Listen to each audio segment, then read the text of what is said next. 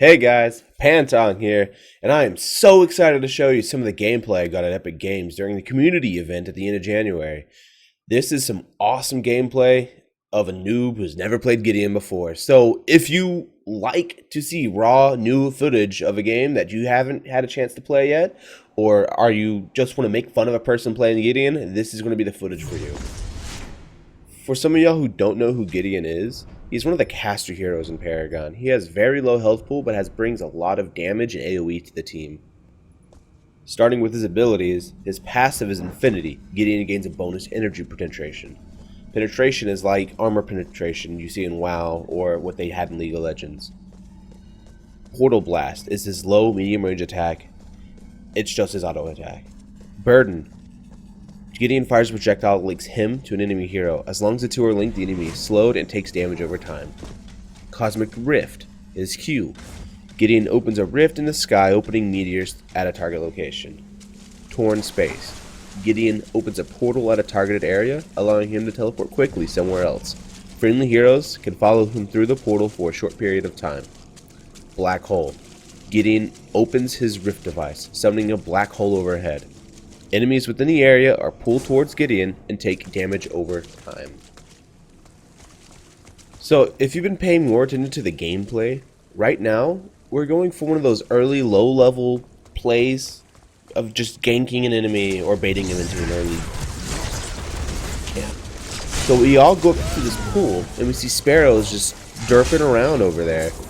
And someone activated an ability. When someone activates an ability when you're inside a pool, everyone is revealed. So I jump out and someone else jumps out, and I believe Sparrow sees us two because everyone else inside gets cloaked again.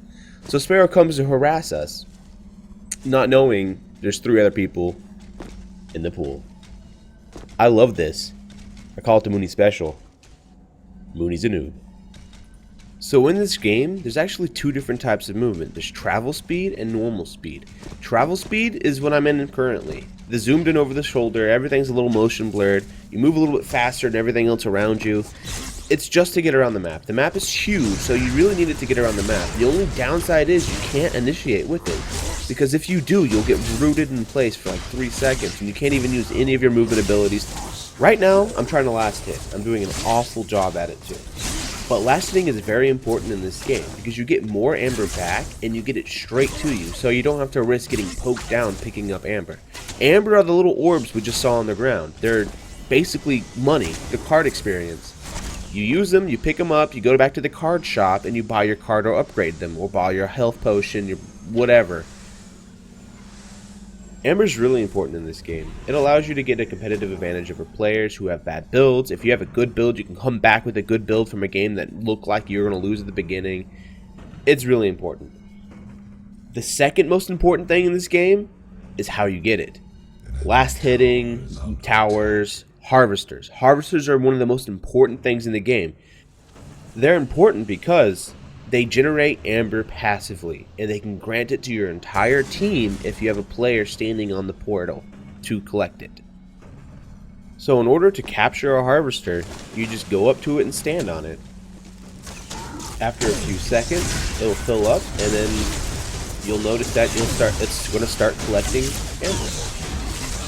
To destroy a harvester, all you have to do is go up to it and start auto attacking it. You can only destroy enemy harvesters though. One of the biggest complaints I hear is movement speed, and I actually disagree with what a lot of people say. I think the movement speed is really good where it is right now. It allows like a chess-like game. It's fun. You really have to think about when I can initiate, where I can go, how I can react in certain situations, and what I can start doing to guarantee I can get a kill. It's not perfect by any means, especially with the travel system, because the travel system can still be abused to soft disengage from fights, just by walking away. But for the most part, I think it's in a really good spot right now. So I think this is a good time to bring up that this game's going to be a PS4 PC crossplay game. It's going to be 100% PS4 PC crossplay. They have been working on 2 clients for a while now. We've just started the PS4 testing, and it's really really clear, really clean. The controls for the PS4 are amazing. It feels like going from a keyboard straight to a controller. The only thing that you're missing is a little bit of a fine-tuning with the mouse. You know, you can just get a little bit more accurate with the mouse for characters that need that accuracy, but a lot of characters don't need that accuracy. Most of the mage characters don't need it. You cast an ability, you cast your ultimate, you back off so you don't get poked down. So I think it's going to be really balanced in a really good spot. What you see me do right now is I'm actually going back to base. It's another part of the travel mode. I can just go back to a safe area, press B, and as long as I'm not damaged, I can go back to base. This is the first item I'm building of the game. We're about 5 or 6 minutes in, and I went back when I could almost finish up the entire staff. The build I usually finish it with 9, but this is my first game as Gideon. I didn't have a custom deck. I didn't really know what I was doing, and I went back with 9 points instead of 12 for a full item. So the fastest way back to lane is just to use the travel mode, and usually I'll stop by at a harvester if I've already gotten it, or for the most part of the laning phase, it's just a chess game. You poke, you try to get him out of the lane, you push him out of the lane, and you push the tower. It's just basically what all other MOBAs do. But since the movement speed is a bit different, it's very brutal if you're out of position for a very short amount of time. I haven't talked about the jungle camps yet. I don't actually get any good jungle play in any of the games I did, but you did see earlier that I did get a red buff. There is a blue buff, a black buff, and then there's prime and OP buff. Red buff gives you damage percentage bonus for 150 seconds. The blue buff gives you energy regen. The black buff gives you attack speed and bonus damage to structures. And the OP buff is based, or the prime buff is based on what is in your deck for the prime buff card. So most of the laning phase in this game has so far just been farming and poking, and this goes on for about another 4 or 5 minutes. I'm going to just speed it up.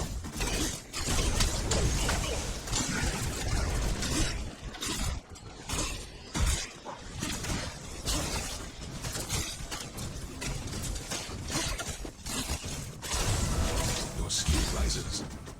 An enemy tower is under attack.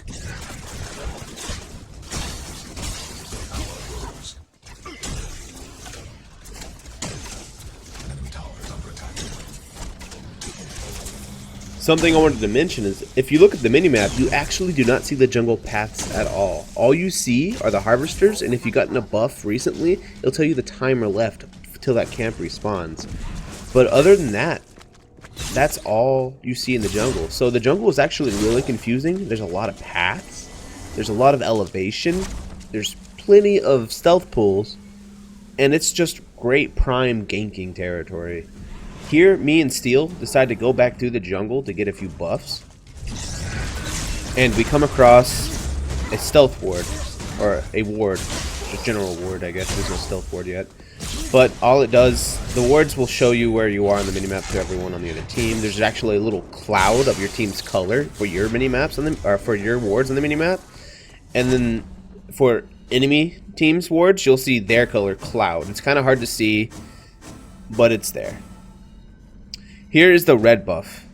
The red buff is what we're going to use. Oh, so you see Steel stopped attacking it, and the buff just drops on the ground. Steel could actually have kept attacking the minion.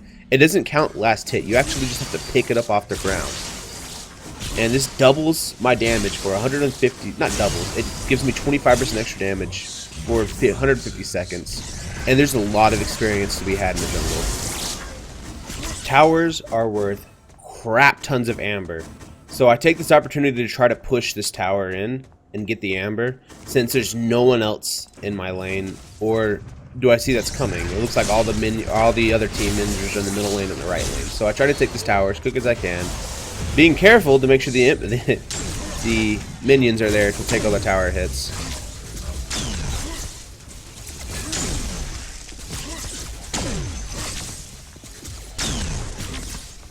Taking the tower has given me 500 plus card experience. that I can go back and use on items. I now have 12 points I can use for on cards. Your skill rises.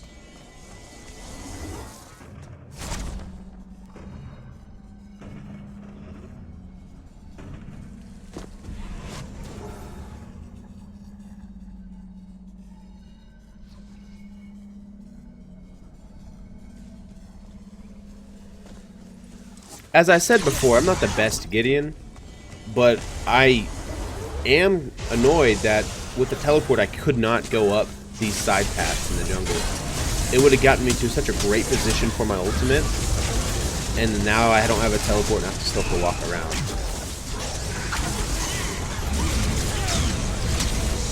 But for the most part, the jungle is full of elevation, and you can really make some quite interesting plays with it. People never expect you to come down from above in a MOBA. So you just heard that sound and that character disappeared. That's actually her cloak. You can track the sound. If you're really good at tracking the sound, you can actually find them and still hit them when they're cloaked. Not in these two games, but in one of the OTs this last weekend, I was actually able to track down and kill a Kalari who was trying to do jukes in the jungle. And the jungle is really dense and hard to see through, but you can hear it so accurately that you know where they're going and what they're going to try to do. So it's always extremely important you listen to audio cues in this game. Audio cues are a huge thing in this game. They're trying to push out so you can hear ultimates, hear activations, abilities, the little talking between the characters like we saw earlier with Steel saying activating all servos or full power to the servos. It's just a nice touch to have on this game. I really enjoy it. Let's take a minute to talk about the items. So the items I currently have are, I have 2 actives, a health potion and a mana potion. I have a wand that gives me just straight up energy damage and health. And I have another wand that gives me mana and damage. I also have a harvester key. Harvester keys allow me to place harvesters a lot quicker than if I didn't have it. So usually it takes about 6 seconds, or it takes about 30 seconds to place a harvester. With the harvester key, it limits it down to 6 seconds. So it's really helpful if, let's say, you're placing harvest for the first time, or they destroyed a harvester and you need to replace it. It helps a lot. Now, for the items that aren't active or part of the harvester key or scout wards, most items have 3 slots, and they're all upgradable, usually with the same base stats as the item has. So if it has health and damage, you can only upgrade it with health and damage so far. What's cool about this is usually these upgradable items will also have a bonus once you unlock all the upgrades for it. So once you have all the upgrades in it, you'll also get, like, for example, the damage and health wand will also give you extra damage once you have everything done. So you don't necessarily need to go full glass cannon with that wand and pull health instead, and you'll still get a lot of damage from buying it, as well as a lot of survivability. As you just saw, I was about to use my ultimate to capture basically 2 of the other team members, and Steel charged, knocking my ultimate onto its cooldown. I love that kind of counterplay. I love that it exists. I love that you can stop ultimates, and I'm glad I got to see it in this game, because there's a lot of other games out there that you have to rely on just a stun or a silence or something. This game's actually, I'm just going to move you out of your ultimate and you can't use it anymore. I'm not sure if it was a bug or not. This is alpha, but I really do like that kind of play. So as you take the first 2 towers in a lane, you get up to the inhibitor. The inhibitor is just like, does the same damage as all the other towers, has the same health. But when you destroy it, your team will spawn super minions for that lane, and for the enemy, that tower can respawn. And as long as all 3 inhibitors are up, your core is invulnerable. So it's quite interesting when you have no cores up or no inhibitors up, but you're able to push them back off the core long enough for your inhibitors to come back up and try to make a counterplay and come back from the game. When you die, you're given a death screen. You can see what abilities the enemies used to kill you in the last X amount of time. It's really helpful when you see, like, Sparrows being able to 3-shot you or something from just basic auto attacks. It definitely helps you start trying to counterplay.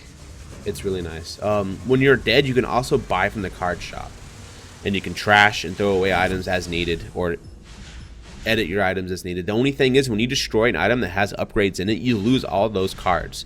So that harvester key, when I trashed it, I'm not going to get that harvester key back in this game. So you have to make very calculated choices when it comes to your items and what order you want to do it in, because while you do get the card experience back for selling the items, you do not get the cards back. That's where deck building becomes very important and actually allows you to have some counterplay if they're getting full armor penetration when you build armor as a tank, or so on and so forth.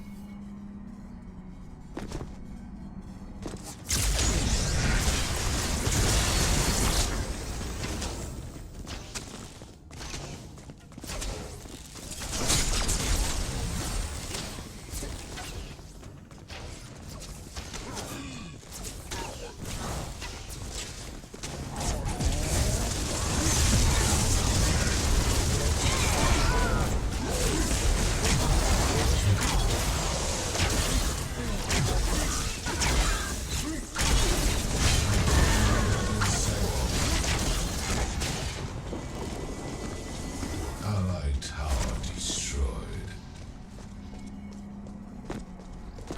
As we push in here onto the core, we start to have another poking game. We're still in the mid-game, kind of, so we can't just initiate a fight and expect to win every time. It's still a pretty close game, even though the score says differently. So we're just kind of waiting for our minions to come up, which we kind of outpushed massively. I guess we left the minion wave behind us, and we're just kind of chilling here. And it's actually more beneficial for them to for them than it is for us. So, and as you go into one lane, the only other, you can't just go off into the side lanes if the towers aren't pushed. Their towers actually guard all the way up.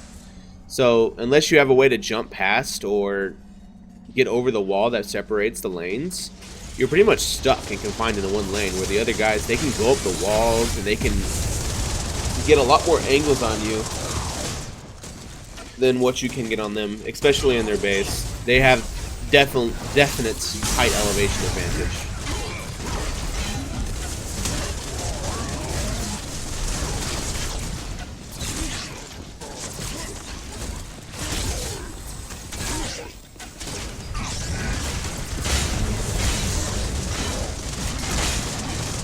So the core doesn't directly attack one person at a time. As you saw there, I was dying to core hits, but it actually pulses out in a huge AoE around the tower. So it kills all the minions that attack it. Or it does a lot of... So the core doesn't directly attack one person at a time. As you saw there, I was dying to core hits, but it actually pulses out in a huge AoE around the tower. So it kills all the minions that attack it. Or it does a lot of damage to the minions that attack it. It does more damage to the heroes, it feels like, but yeah. So the core attacks differently from the other towers in that it pulses out a damage burst that hits all minions.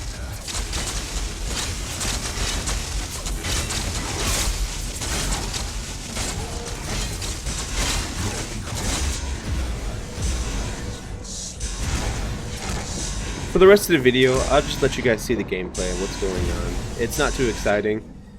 We just come back for a wipe and just decide to go core them before their inhibitors respawn. So, enjoy.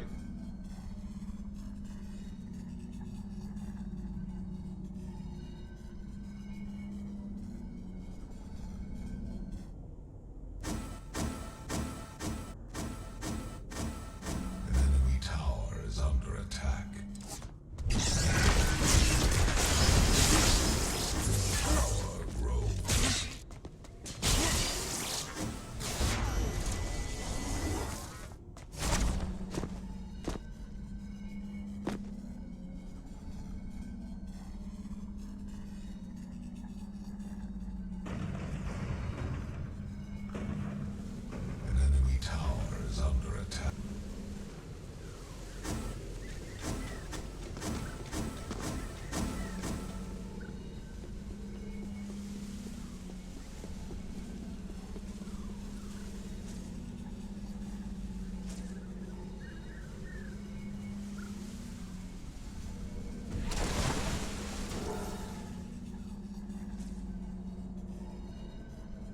So after that embarrassing wipe, our group, when they respawn, decides to go through the jungle and just try to core them real quick.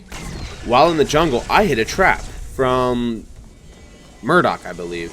So I get left behind, but the jungle's amazing. It goes straight up into the enemy's base from your base, and you can go the entire length without being seen. You see right here that their inhibitor is actually respawning right now. So if we do not kill the core, by the time that finishes respawning, we would have had to go back and kill the inhibitor, and we probably would have been a lot longer at the game. Also, I just died at the end, so it was a fun game. I am so happy Epic invited me out to play Paragon. It was a dream come true. I'm so honored. Thank you guys so much for giving me the opportunity to play this game. I hope to see you guys in game. Take care. Have a good day.